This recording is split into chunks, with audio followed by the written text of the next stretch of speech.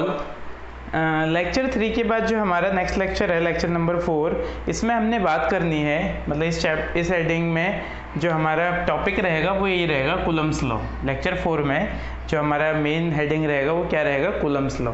ठीक है, इजी है, कोई बहुत टफ नहीं है, बस थोड़ा थोड़ा बातों को ध्यान से सुनते रहो। पहला पॉइंट आप सभी को समझ में आ गया होगा, जो कूलम्स लॉ है वो किसने डिस्कवर किया था, चार्ल्स ऑगस्टिन कूलम। ठीक है, ऑगस्टिन कूलम ने इसकी डिस्कवरी करी थी। ठीक है, कूलम्स लॉ को समझने से पहले थोड़ा सा पहले आप इस शब्द पे गौर करो, इलेक्ट्रोस्टैटिक फोर्स। ये क्या होता है? तो बच्चों, दो चार्जेस के बीच में काम करने वाला जो फोर्स होता है वो या तो अट्रैक्शन का होगा या फिर रिपल्सन का होगा। ये बात सुनना, दो चार्जेस के बीच में, ये दो चार्ज हैं, इनके बीच में फोर्स कौन सा काम करेगा, फोर्स ऑफ रिपल्सन।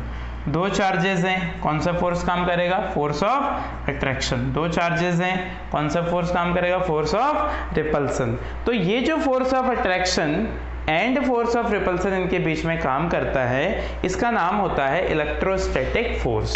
ठीक है, तो दो चार्जेस, अब थोड़ा इमेजिन करना भी ज़रूरी होता है। ये दो चार्जेस हैं, ये एक दूसरे से कुछ डिस्टेंस पर रखे हुए हैं। ठीक है, तो इन दोनों डिस्टेंस पर रखे हुए चार्जेस पर फोर्स लगेगा, अट्रैक्शन या फिर रिपल्सन, जिसे क्या बोलते हैं, इलेक्ट्रोस्टैटिक फोर्स। ये इलेक्ट्रोस्टैटिक फोर्स कितना होगा, इसकी वैल्यू कितनी होगी, इस बारे में जो लॉ हमको जानकारी देता है उसका नाम क्या होता है, कूलम्स लॉ। बहुत इजी है। ठीक है, अब देखो, एक ये पॉइंट चार्ज है Q1। पॉइंट चार्ज का मतलब स्मॉल चार्ज। एक पॉइंट चार्ज Q1 है, एक पॉइंट चार्ज क्या है, Q2।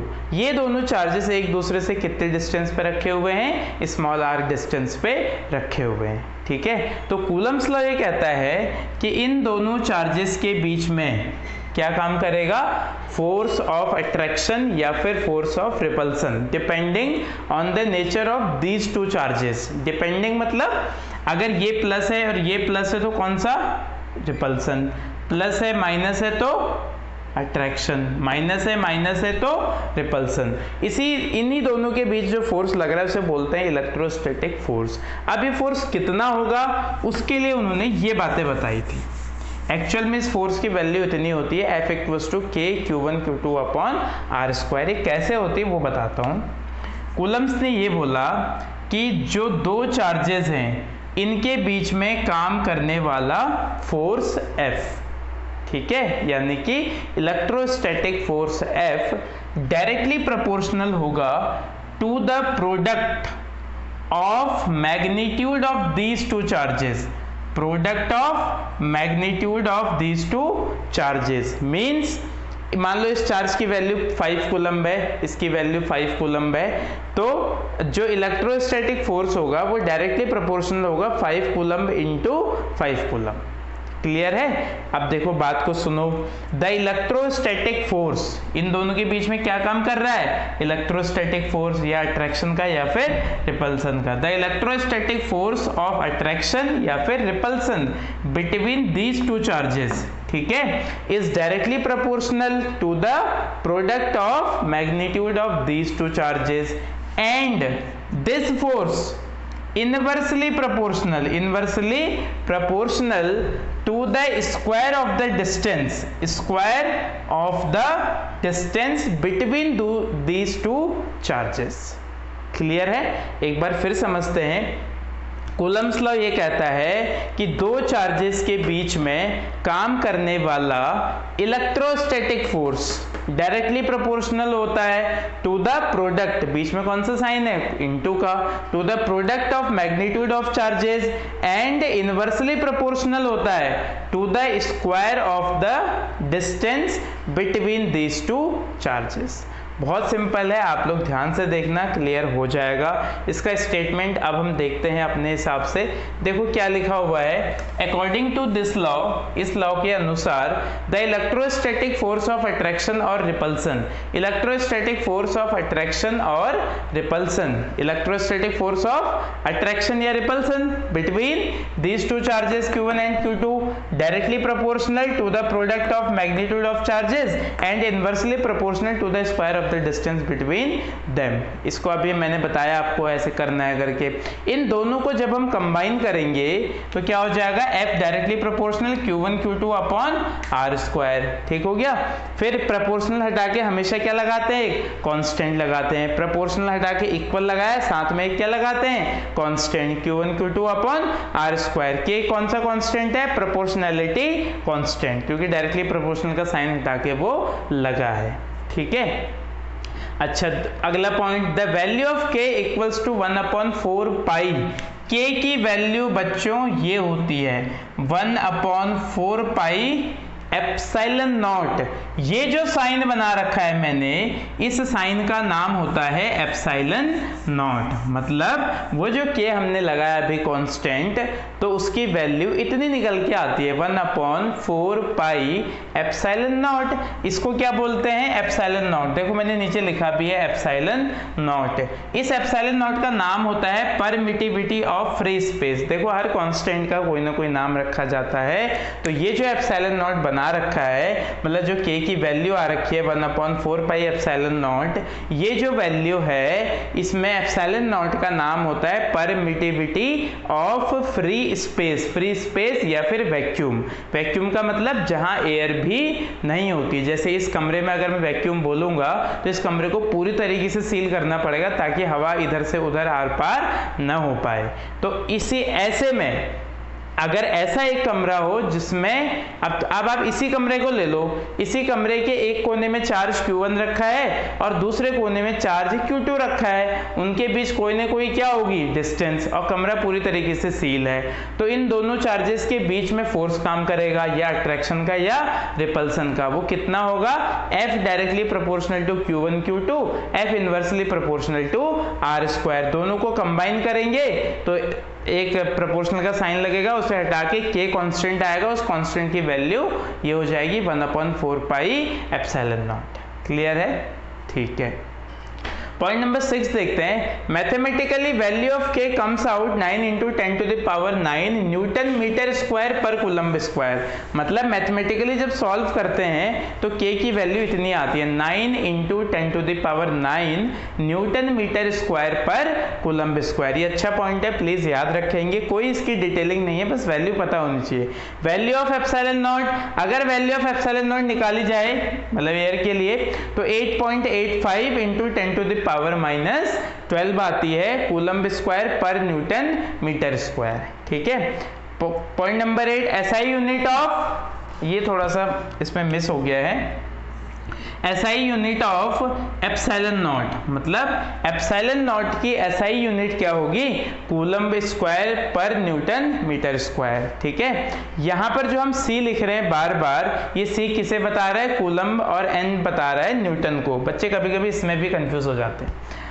Point number 10, now we consider the vector form of Coulomb's law. मतलब अब हमने बात करनी है कि जो हमने कूलम्ब्स लॉ पढ़ा है अभी तक, अगर हम उसे वेक्टर फॉर्म में लिखना चाहें तो कैसे लिखेंगे। देखते हैं। एक ये पॉजिटिव चार्ज है और दूसरा भी कौन सा चार्ज है, पॉजिटिव। जाहिर सी बात है पॉजिटिव पॉजिटिव एक दूसरे को क्या करेंगे, रिपेल करेंगे। पॉजिटिव पॉजिटिव क्या करेंगे, ये इधर को भागेंगे, रिपेल करेंगे। तो रिपेल करेंगे तो इसका फोर्स बाहर की ओर लगा और इसका भी फोर्स बाहर की ओर लगा। क्लियर हुआ। अब देखो इसका जो फोर्स लग रहा है F12 नाम दिया है, इसका जो फोर्स लग रहा है उसका नाम F21 दिया है। F12 का मतलब charge Q1 exerts electrostatic force on charge Q2। F12 का मतलब ये है, ये जो चार्ज Q1 है ये Q2 को रिपेल करने के लिए लगा रहा है इलेक्ट्रोस्टैटिक फोर्स। आपको पता है। अब आप अपने दिमाग में बैठा लो कि चार्जेस के बीच में जो फोर्स एक्ट करता है उसका नाम क्या होता है, इलेक्ट्रोस्टैटिक फोर्स। 11th क्लास में आपने पढ़ा था कि मासेस के बीच में जो फोर्स एक्ट करता है वो क्या होता है, क्या होता है, ग्रेविटेशनल फोर्स। ऐसे ही 12th में चार्जेस के बीच में जो फोर्स एक्ट करेगा, इलेक्ट्रोस्टैटिक फोर्स। तो इनके बीच में भी इलेक्ट्रोस्टैटिक है, लेकिन ये चार्ज इसको रिपेल करेगा और ये चार्ज इसको रिपेल करेगा। तो ये चार्ज इसको रिपेल करेगा तो इधर को फोर्स लगाएगा। तो चार्ज Q1 F12 का मतलब क्या है, चार्ज Q1 फोर्स लगा रहा है चार्ज Q2 को रिपेल करने के लिए। F21 का मतलब चार्ज Q2 फोर्स लगा रहा है चार्ज Q1 को रिपेल करने के लिए। सही हो गया। इसमें हमने लगाया कूलम्ब्स लॉ। क्या लगाया, कूलम्स लॉ। किस पे लगाया, ये Q1 Q2 को रिपेल कर रहा है, तो इन दोनों के बीच कौन सा फोर्स का काम कर रहा है, रिपल्सन का। तो F12 की value 1/4πε0 Q1 Q2 upon R square. ये क्या है सर, ये क्या है अजीब सा। तो बच्चों ये पोजीशन वेक्टर है। क्या है, ये इस बात को बता रहा है कि Q1 और Q2 के बीच में जो रिपल्सन काम कर रहा है, या Q1 Q2 को रिपेल करने के लिए जो फोर्स लगा रहा है, उसकी डायरेक्शन ये है, ये बताता। 11th क्लास याद करो, आपने पोजीशन वेक्टर पढ़े हैं। पोजीशन वेक्टर का मतलब होता है कि किस डायरेक्शन में फोर्स एक्ट कर रहा है। तो ये लगा रहा है फोर्स इस पे बाहर की ओर, तो ये उस बात की पोजीशन को बता रहा है। ठीक है, अब ये R12 की वैल्यू भी निकालते थे, यूनिट वेक्टर, फिर vector upon mod of the vector. आप यहाँ पे मॉड भी लगा सकते हो, कोई परेशानी नहीं है। बच्चों ये 11th क्लास में आप पढ़ते नहीं थे, ऐसे बनाते थे, A equals to vector A upon mod of vector A, ऐसे बनाते नहीं थे। तो ये वही चीज़ तो है। अब यहाँ पर उसको थोड़ा सा हम अपने टॉपिक्स में अप्लाई कर रहे हैं। याद करो 11th क्लास को, किसी भी जब यूनिट वेक्टर की वैल्यू निकालते थे तो ऐसे लिखते थे। मान लो हमें R कैप की वैल्यू निकालनी है, तो क्या करते थे, vector R upon mod of vector R। अब मॉड हटा देते थे तो केवल क्या बचता था, वेक्टर R अपॉन R, यही तो बचता था। क्लियर है, where R12 equals to this one. ठीक है, आगे बढ़ते हैं। ऐसे ही जब Q1 Q2 पे लगा रहे तो Q2 भी तो Q1 पे फोर्स लगाएगा। देखो Q1 जब Q2 पे फोर्स लगा रहा है तो Q2 भी तो Q1 पे फोर्स लगाएगा। तो कितना लगाएगा, उतना ही 1/4πε0 Q1 Q2 upon R square, लेकिन अब की 2 1 पे लगा रहा है, इसलिए पोजीशन वेक्टर में 2 1 आया। अच्छा बच्चों, अगर आप ये सोच रहे हो कि ये कहाँ से आया, तो यहाँ पर हम कांस्टेंट क्या रखते थे लॉ में, F इक्वल्स टू K लिखते थे ना हम, तो उसी K की वैल्यू तो ये होती है। तो आपको इसमें कंफ्यूज होने की जरूरत नहीं है। पहले वाले में भी अगर आप देखो, यहाँ पर आप क्या करते थे, F की value K Q1 Q2 upon R square लिखते थे, उसी K की वैल्यू तो रखी है मैंने, डायरेक्ट पुटअप कर दी है। ठीक है, तो ये हो गया।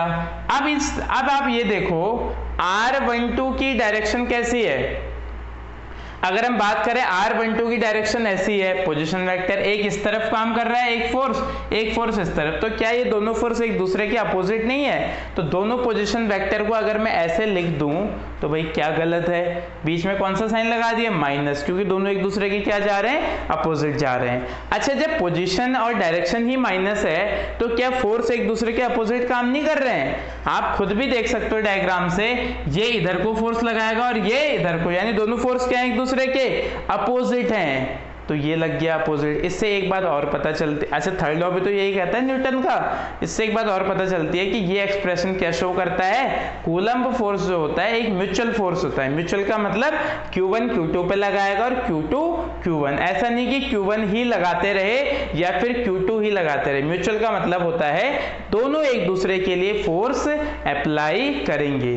तो बच्चों ये जो मैंने दो एक्सप्रेशन बताए हैं, ये और ये वाला, ये vector form of the Coulomb's law है। आप लोग ध्यान रखेंगे, कभी आ जाता है। ठीक है, अच्छा एक बात और देखो, कूलम्बिक फोर्स यानी कूलम्ब वाला जो फोर्स होता है दो चार्जेस के बीच में separated by a distance of 1 metre. मतलब देखो एक चार्ज, ध्यान से देखो, एक चार्ज है Q1, सही हो गया, और दूसरा चार्ज है कौन सा, Q2। इन दोनों के बीच की डिस्टेंस है 1 मीटर और इन दोनों चार्जेस की वैल्यू भी कितनी है, 1 कूलम्ब और 1 कूलम्ब। ठीक है, समझ गए, दो चार्जेस है Q1 Q2, इसकी वैल्यू 1 कूलम्ब, इसकी वैल्यू भी 1 कूलम्ब, दोनों के बीच की डिस्टेंस कितनी है, 1 मीटर है। क्लियर है। तो जब ऐसा अगर है कहीं पर, तो ये जो फॉर्मूला होता है F equals to 1/4πε0 Q1 Q2 अपन R स्क्वायर होता है, अभी सीखा था। इसकी जगह हम क्या रख सकते हैं, K, या फिर K की जगह ऐसा, जब जैसी सुविधा हो। अभी K रख दिया, जब K रख दिया तो इस K की वैल्यू भी हमने क्या देखी थी अभी थोड़ी देर पहले, 9 × 10⁹। Q1 की वैल्यू कितनी ली है, 1 कूलम्ब, Q2 की वैल्यू कितनी ली है, 1 कूलम्ब, अपॉन में क्या हो गया, 1 हो गया। सही हो गया।